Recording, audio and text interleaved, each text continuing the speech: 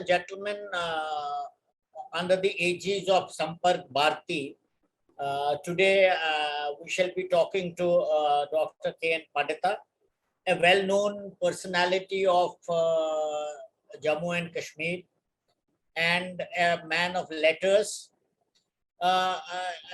Frankly, he doesn't need any introduction, but briefly, for the sake of many other people who perhaps may not be conversant with literary activities in Kashmir, I would briefly introduce him.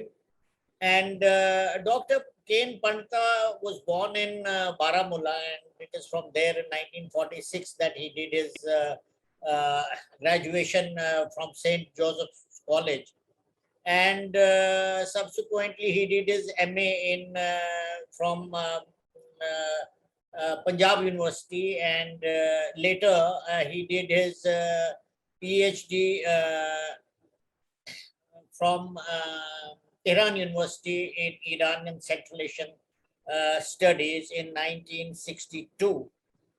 Subsequently, he joined the Kashmir University as an assistant professor and rose in the Central Asian Studies department, where he eventually rose to be its director in 1982.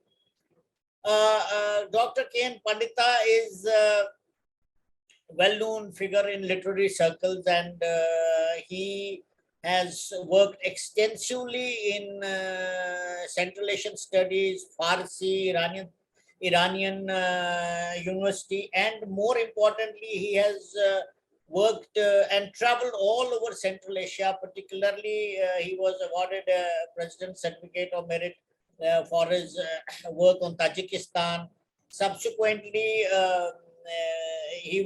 before that, he had been awarded the Soviet Land Nehru Award, and later in 2017, he was awarded Padma Shri by Government of India. Dr. K.N.Pandita has, to his credit, 10 books, and more creditably, he has he has 3 histories of Kashmir written from various perspectives, dealing with all that Kashmir has seen in the past, and then in medieval era, and then the present day situation. Dr. K.N.Pandita has been, after his retirement, he has worked in the United Nations Human Rights Commission for more than a decade and a half at Geneva, and also been a very well-known journalist and a human rights activist. Today we shall be talking about the book that Dr. K.N.Pandita has written, and I will just briefly show this cover to you. It is this book. If you can all see it, it is the book's name is Baharistan-i-Shahi, and he has, in English, he has named it as Chronicle of Medieval Kashmir. Now, this book, he will tell us about this book, but briefly let me describe that it is a translation of a manuscript which he found, and which has been translated into English long back in 1990, if I'm not mistaken, and subsequently it has been reprinted later. But as far as the other things of the book are concerned, let's go straight to Dr. K.N.Pandita. And Dr. Saab, my first question to you is that how did you identify this manuscript which you laid your hands on as a history of medieval Kashmir, or a chronicle of medieval Kashmir, as you have named it? And I have related 2 other questions. What are its contents? And once we know the contents of the book, then perhaps we will be able to proceed further on the other questions that come to my mind later. Yes, Dr. K.N.Pandita. Thank you, Tikoo Saab, and thanks to Sampark, who have taken the trouble of interviewing me and talking to me on various subjects of Kashmir history, but particularly the Baharistan-i-Shahi, of which you have just shown them the cover. This is the Baharistan-i-Shahi, the latest print. Now, as a student of Persian literature, I found a very peculiar thing. Histories are taken as piece of literature in Persian literature. It's very strange. They are not taught as histories, but as literature. So I had the opportunity of going through many histories, not as a historian, but as a student of literature. That was one of the ways how I came to know about what important histories have been written in Kashmir and what are extant, what have been translated, what are not translated.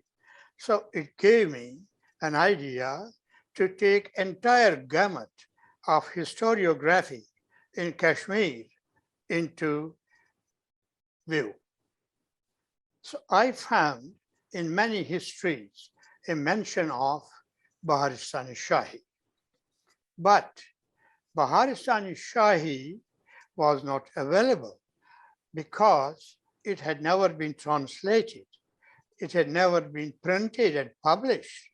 It remained in libraries and elsewhere. So for me, the curiosity was that whereas there are several references to Baharistan-i-Shahi, why not go straight to the origin and find out what is written in this book and why it has not been published so far. This was a very challenging question because when I began my search for Baharistan-i-Shahi manuscript, the first thing and the easiest thing for me to do was to attend the state government research department in Srinagar because it was enlisted there. A book like that exists. I paid several visits to the research library, but I did not succeed in laying my hands on the manuscript. I don't know the reasons why they were reluctant. The functionaries at the research institute were unwilling, reluctant to hand over the manuscript to me or let me study it. So there must have been reasons, I don't know, but that made me more curious to know what is there. And I came to know that there are manuscripts in Rampur Library and in other places also, in Asiatic Library also. But when I went through the catalogs, I found that most of these manuscripts were imperfect. Either the first few pages were lost, the last pages were lost, or in between they were not, there were damaged pages, so forth and so on. Finally, taking into account the list of Persian manuscripts in British Museum and India Office Library, I finally concentrated on India Office Library. And in those days, I happened to visit London. So I went to India Office Library. I consulted that manuscript. They allowed me to see it. And then I went to British Museum. They allowed me to see it. But the difficulty was they would not allow me a Xerox copy to take home and work on it. They said, you sit down here and you can work. Oh, now I remember that comparing the two manuscripts, that of India Office Library and the British Museum, I found the former, the India Office Library manuscript, perfect, far better and more perfect than the British Museum Library, which was again distorted at certain places. So I concentrated on India Office Library, and finally, after persuasions, I managed to get a copy, a complete good copy. It was written in a very legible hand. Normally Persian manuscripts are very difficult to read because they write in what we call in Kashmir, Amizi khat. That's a long hand, which is not the cup of tea for every scholar. You must be highly expert to read that. But this manuscript, fortunately, was excellently written and readable. So I began to work. I took a copy, came back to Srinagar in the Kashmir University. I started my work in my room, and this work continued for many years because I needed reference books to compare events and statements and dates and so many things, and place names, and so many things. And that's that much for the book. Now, the second question, the content of the book.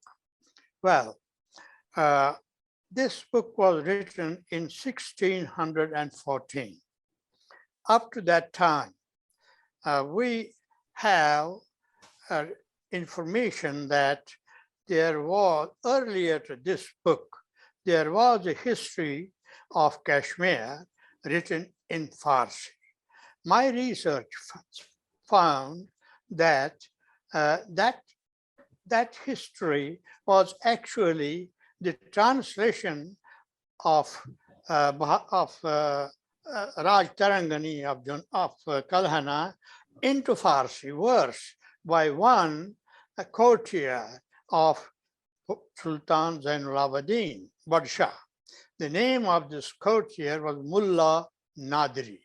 He had translated the original manuscript and added some more verses, brought it down to his own time.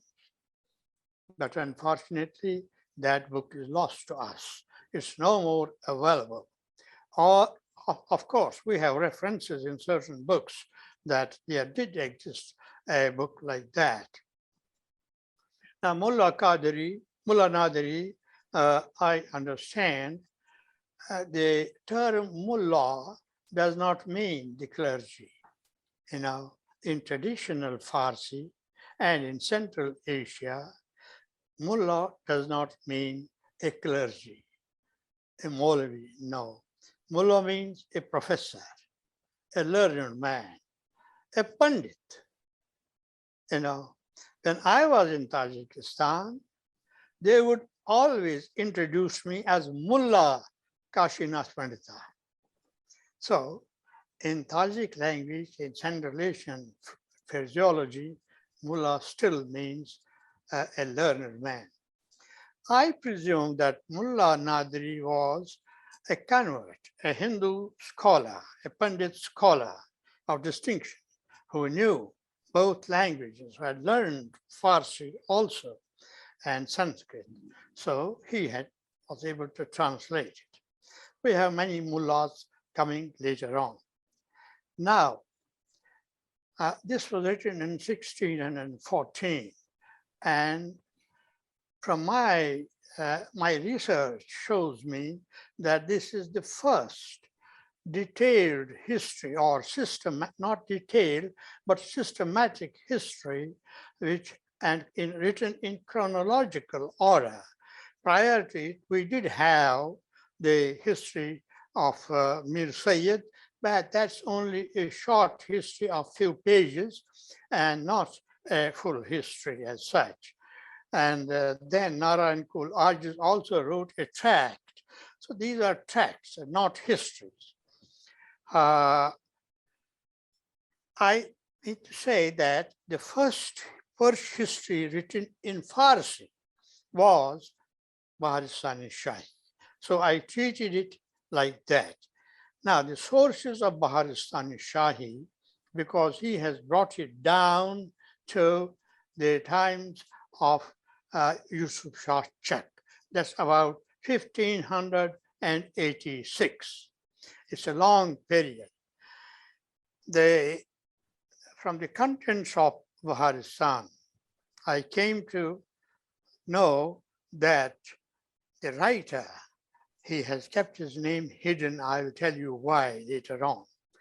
The writer has, of course, consulted the translations of other Sanskrit histories which were written after Kalhana, like Junraja, Srivara, Prajavat, and Shukka.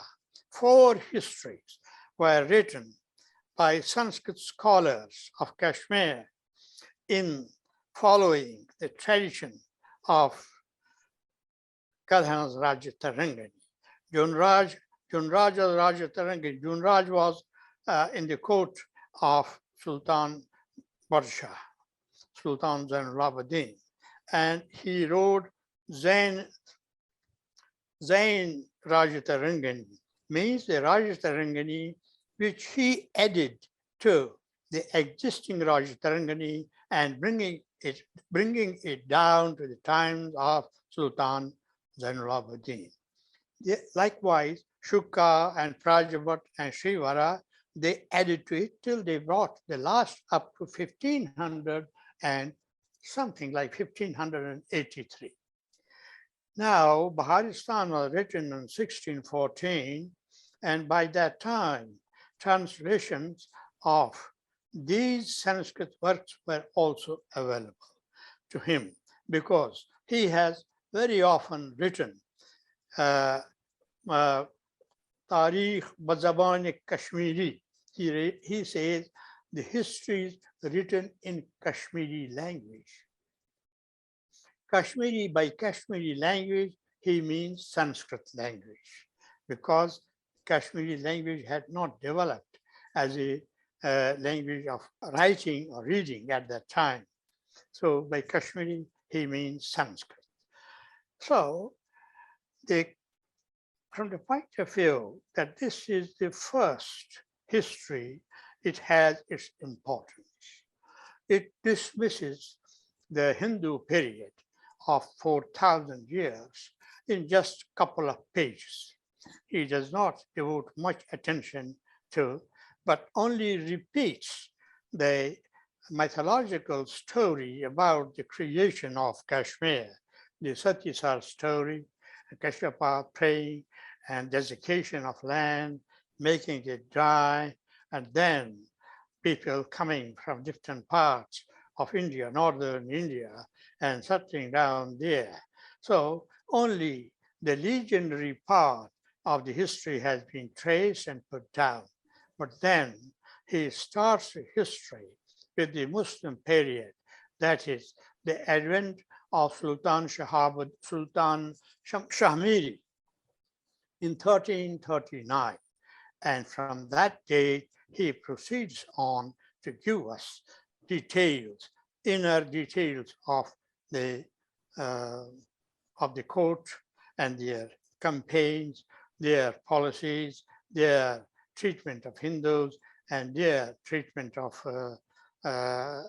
their running of the administration, their internal dissensions, fightings. So many things are there. What happens in a country which has adopted a new form of government after the transition of civilizational transition.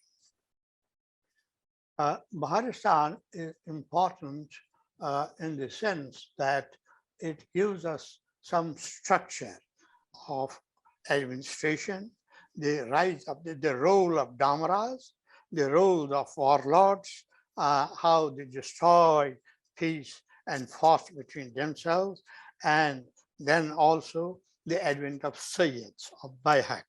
the rule of the Sayyids, who were foreigners to Kashmir. He also tells us about the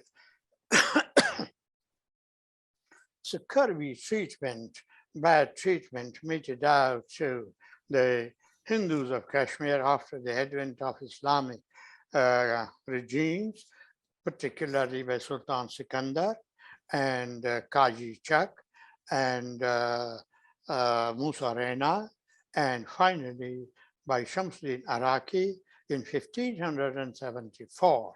These details of destruction of temples and forcible conversion of people, Hindus, to Islamic faith have not been given by any historian subsequent to Baharistan-i-Shahi, except Mir Ghulam Hassan Khoyhami in his History of Kashmir, but in a very short form, in a few sentences. But this writer has given that in detail, and also he has given us the details about the Shia-Sunni conflicts, the advent of Shamsuddin Araki, conversion of Kashmiri population, both Hindus and Muslims, to Nur Bakhshia sect, Nur Bakhshia ideology, philosophy of Sufis, and then the advent of Mirza Haidar Duglat, who was a Sunni from Turkestan, and then his decimation of Shia traits and the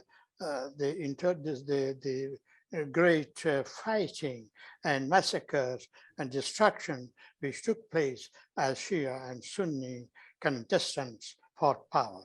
These are by and large the themes which have been dealt with in Baharistan-i-Shahi. Dr. Saab, fine, you have given a detailed resume actually of the whole book as such. But tell me one thing, how do you authenticate its contents? After all, what was the yardstick that you used to authenticate it, and how did you manage to authenticate these contents of the book? Can you throw some light on that? You see, the writer of this book does not disclose his name. He has kept it hidden. Number one. Number two, normally, Farsi historians, when they write a history, they start the history with the Islamic prayer, Bismillahir Rahmanir Rahim, the name of God, merciful, so and so. And then they add a paragraph or two in praise of God and Prophet and Imams, and also finally in praise of the king or the patron under whose directions they're writing the history. But in Baharistan-i-Shahi, you don't find anything like that. There's no word with which the Islamic prayer, and there's absolutely not a single word in praise of prophet or imams or ruler or any patron. That's one thing. That makes it a remarkable history. Number two, the author obviously, while writing history, cannot concede his antecedents. He was a Shia and of Nur Bakhshia order. He says his father Khalilullah was a disciple of Shamsuddin Araki, the Iranian missionary who brought Nur Bakhshia order. Nur Bakhshia is the extreme Shia order, ideological system. Now, he was associated with the Czech rulers, especially the last phase of Czechs, of the Yusuf Shah Czechs court, because his father was a courtier at the Yusuf Shah Czechs court, and he often accompanied his father to the court. There in the court, whenever the king assembled the courtiers, they recounted stories of the past, or near past, and he heard those stories. He says that I kept a note of all those stories which they recounted about the battles, about the kings, about the rulers, about their adventures or misadventures, whatever. And this note later on he compiled into a book.